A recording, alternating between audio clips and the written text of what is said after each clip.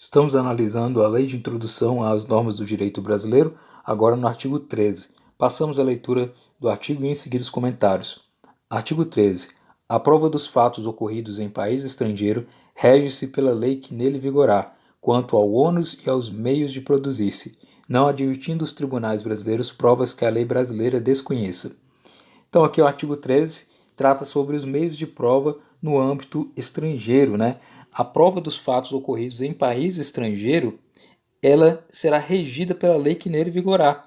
Então, se você deseja uma prova de um país estrangeiro para um processo judicial, um fato que ocorreu em um país estrangeiro, é necessário que aquela prova seja colhida de acordo com a lei que vigorar naquele país estrangeiro. Então, admite-se os meios de prova e tudo mais deve-se verificar de acordo com a legislação estrangeira. Especificamente quanto ao ônus, ou seja, quem é que tem que provar, né? Seja a pessoa que está declarando ou a pessoa que está afirmando algo, etc. E aos meios de produzir-se.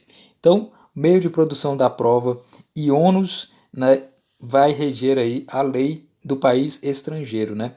Não admitindo os tribunais brasileiros provas que a lei brasileira desconheça. Então, se existir, por exemplo, uma prova que seja diferente da legislação brasileira, aquela prova não será permitida.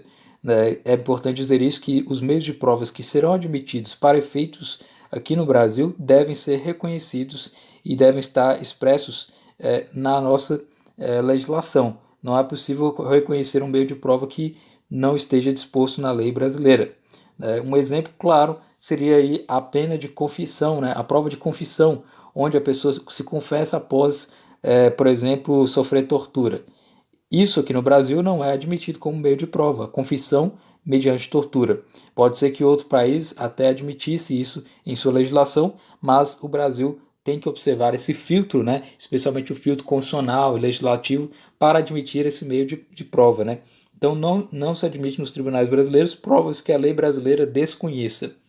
Então esse é o artigo 13 da Lei de Introdução às Normas do Direito Brasileiro, tratando sobre provas aí dos fatos ocorridos em países estrangeiros, devem observar a lei daquele país, especificamente quanto ao ônus e aos meios de produzir essa prova. Né? E não se admite no Brasil provas que não estejam dispostas na lei brasileira. Então esse é o artigo 13.